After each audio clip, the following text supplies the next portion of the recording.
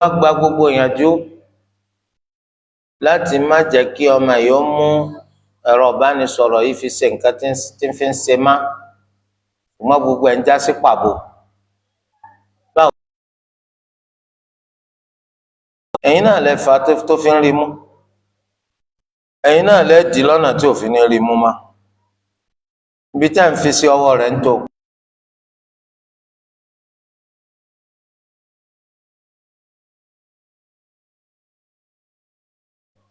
ẹ máa fi síbi tí ojú rẹ̀ ti ní rí má, ẹ sì fi yé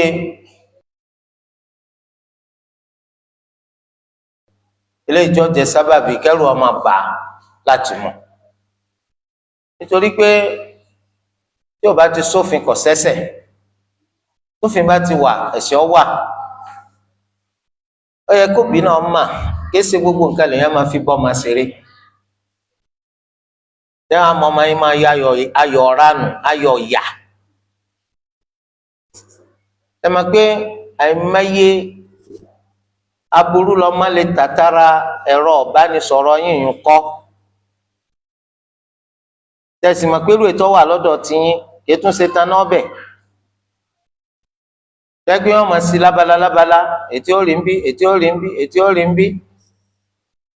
so ọmọ sì fẹ́ràn wípé tó ń bá ń ṣe nǹkan tí ọ̀dà tó bí ọba ṣe káì kó wọn tẹ̀síwájú.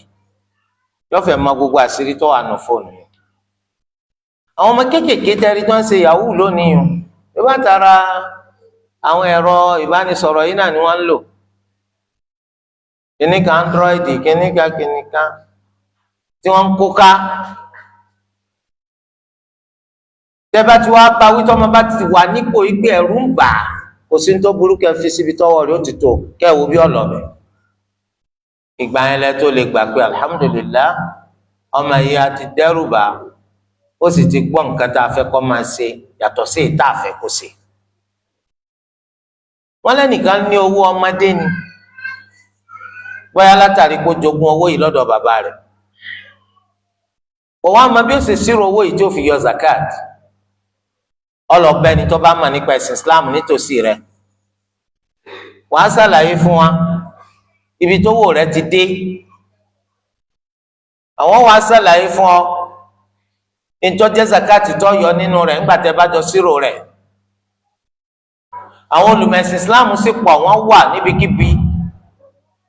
lọ bá wọn kó ṣàlàyé fún wa pẹ̀lú àṣẹ Allah ẹ padà rójútùú sí ọ̀rọ̀ zakati rẹ̀ báwo ló ti ṣe máa yọ. wọ́n ní sáwọn lè ti ka ara àwọn dáná fìlà kan pàtó fúnra àwọn táwọn máa mójútó. rárá o ẹ lè fọ ara yín dáná fìlà fúnra yín. àwọn náfìlà tánàbí sallallahu alaihi wasallam tó fi kọ́ wa ká máa ṣe àwọn náà lẹ́yìn láàyò tẹ́ máa mójútó ṣíṣe wọn ní gbogbo ìgbà. tẹ́ bá ti yàn wọ́n láàyò tẹ́ mójútó ṣíṣe wọn ní gbogbo ìgbà á máa kí yín kú oríire. tọ́ba wá ṣẹlẹ̀ wípé ẹ kàn fẹ́ máa ṣe náfìlà kan lórúkọ pé mo fẹ́ ṣe fi súnmọ́ Allah eléyìí ò burú. wọ́n ń pè ní nawafilu mutlaqa. àmọ́ kíkọ́ wá yan náfìlà fúnra rẹ̀ rárá. ẹni tí ń ka béèrè pé àbí tó ń bá ti sàlù alátán kó wọn máa bẹ́ẹ̀ ni eléyìí wà nù súnà. tá a bá ti sàlù alátán ká ṣe náfìlà rákà méjì. gẹ́gẹ́ bá nàbí sallallahu alaihi wasallam máa ń ṣe bí Bilal. wọ́n láwọn gbúrò bàtà ẹsẹ̀ rẹ̀ nínú aljanna kí ni iṣẹ́ tí ń ṣe ní kọ̀kọ̀. Bilal sọ pé òun ọ̀ma ikú ń ṣiṣẹ́ kan kọ̀kọ̀ jọ pé gbogbo ìgbà tó ń bá ti sàlùwàlá òun máa ń ṣe sọ̀láàtì lọ láfi máa ní sunnatul wudu sunna àlùwàlá. táwọn lè ṣẹ̀ṣà pé àwọn orúkọ àwọn màláìkà làwọn máa sọ máa wọn. bẹ́ẹ̀ ni tẹ́ bá sọ àwọn ọmọ yín lórúkọ màláìkà kò sí nǹkan tó burú bẹ́ẹ̀. wọ́n fẹ́ kó ṣe wípé yóò bùkátà ká yán dáadáa.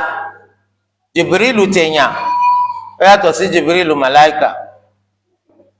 Mikailu tèèyàn ó yàtọ̀ sí Mikailu ti màláìkà. Israfilu ti màláìkà ó yàtọ̀ sí Israfilu tèèyàn.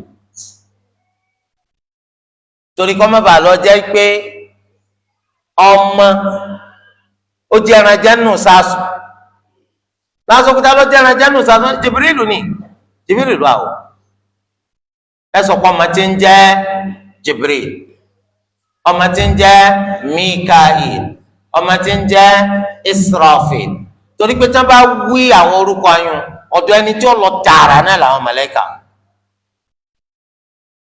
so asọdun ní màláíkà Jibril màláíkà Mikail màláíkà Israfil láì fi màláíkà sí Jibril kí la gbọ́ yìí Mikail Israfil malakul maut kí la gbọ́ yìí àwọn màláíkà akramakumullah lẹ́yìn bá a sọ pé ó kọ màláíkà nìkan lẹ́ẹ̀ máa sọ àwọn ọmọ yín ẹ ṣèwádìí ọ̀pọ̀ torí pé àwọn màláíkà tá a mú kọ́ wọn iye nǹkan ọkọ̀ tá a mà olódì wọn lẹ́yìn bá wa bí ma tọ́pọ̀ tó kọ màláíkà tẹ́ ẹ má bá tán kọ́ kó láti ṣe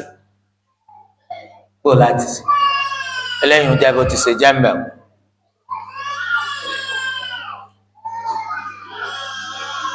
wọ́n ní àwọn ń kẹ́kọ̀ọ́ nílé ẹ̀kọ́ ìjọba wọn fún àwọn láǹfààní pé wọ́n yá wọn lówó táwọn fi kẹ́kọ̀ọ́ jáde ṣùgbọ́n nígbà táwọn bá ti jáde kẹ́kọ̀ọ́ àwọn owó tíjọba yá wọn àwọn san padà ìgbà tí ìjọba ni tó kó gbálé tí ìjọba míì dé àwọn wọ́gi lé irú ètò yìí wọn ò tiẹ̀ ṣàlàyé ọ̀nà táwọn ọgbà táwọn fi sanwó ìtàwọn ti yá lọ́dọ̀ ìjọba tó síwájú ọ̀nà wo làwọn fi fẹ́ jàjàbọ́ lọ́wọ́ owó olówó báyìí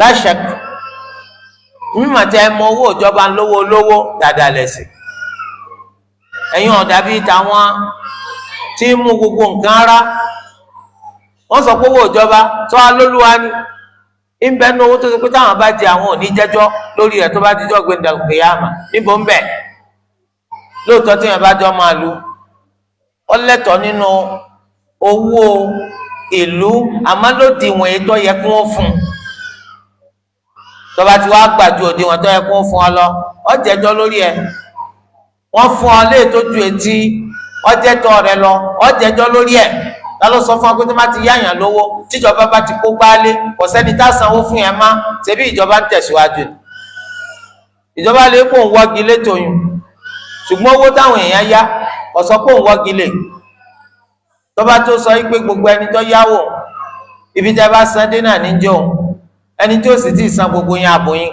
eléyìí nǹkan mìíràn mọ́tìjọba ọba sọ bẹ́ẹ̀ àti dá padà rọrùn dáadáa nítorí pé àkáǹtì ìjọba tó bá jẹ́ federal government àkáǹtì rẹ̀ kìí ṣe tó mú tó bá lọ báǹkì gbogbo báǹkì wọ́n sọ fún ọkọ fẹ́ sanwó sápò ìjọba ó rí i pé kíákíá wọn fọ́ lákàǹtì kí wọ́n ló lé ń bẹ̀ àmọ́ gbà tó fẹ́ sanwó padà ọwọ́ níbò láti san. kódà kó ṣe pé microfinance lọ oyinbo ọ̀n fẹ́ akoto ìjọba àpapọ̀ kíákíá wọn kọ fún ọ. eléyìí ìjọba bó ti ṣe jẹ́ ń bẹ̀ wọ́n ní bàbá àwọn yáwó lọ́dọ̀ àwọn bàbá ní yá mi yé báyìí òun sì kówó fún bàbá òun ló kọ́ kó ń yá wọn gbígbà tí bàbá gbowó tán ni bàbá bá rántí páwọn ní bàbá òun o bàbá bá ní ṣe báwọn bàbá ẹ àtiwọ́ àti tó níta lónìí bàbá bá ń fa àdéhìí tẹ́lẹ̀ yóò túmọ̀ sí jàǹbá náà ni ká gbọ́ owó lọ́wọ́ ọmọ sàn-án pa bùkátà rẹ̀ oúnjẹ pa àgbà nígbà tá a mọ̀ pé agbára ọmọ jù bẹ́ẹ̀ lọ. èwo ni yá mi lówó ká padà wá sọ pé ní san padà jàǹbá ni wọ́n ń pelé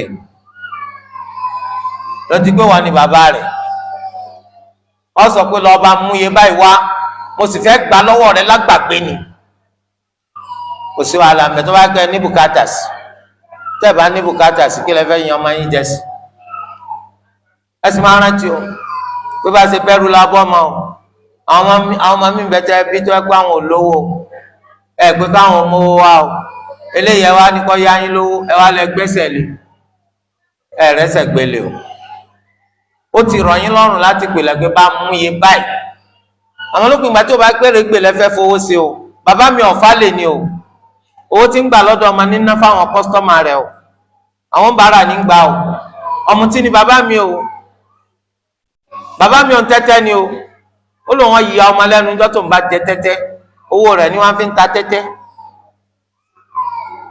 bàbá tẹ́ bá ti máa bẹ́ẹ̀ ẹ má fún lówó tí ó fi ṣèrànù, ẹ ra ń jẹ ilé fún kọ́ máa ro ń jẹ.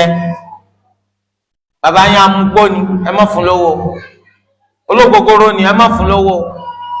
bẹ́sẹ̀ ráwọn bàbá mi láàárọ̀ kùtùkùtù táwọn èèyàn ń jí lọ àṣùbà àwọn ti lọ jókòó ń búkà ológogoro, ó lóun fẹ́ gba tòmátò báwo, omi ìmọ̀rúwá ní wà ọgbà ògógóró ojú ranko tí fi wà àwọn èèyàn bọ́ kòtò.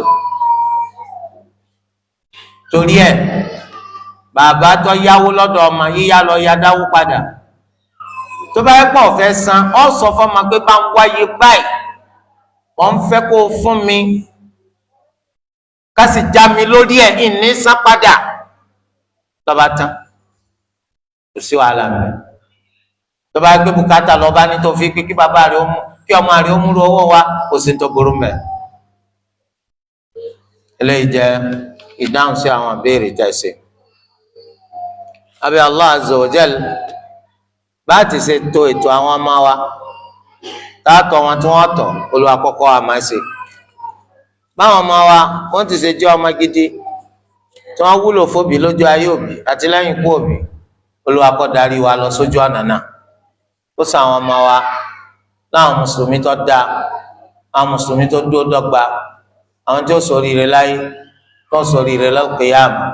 subhanakallahumma wa bihamdik ashhadu an la ilaha illa ant astaghfiruka wa atubu ilayk.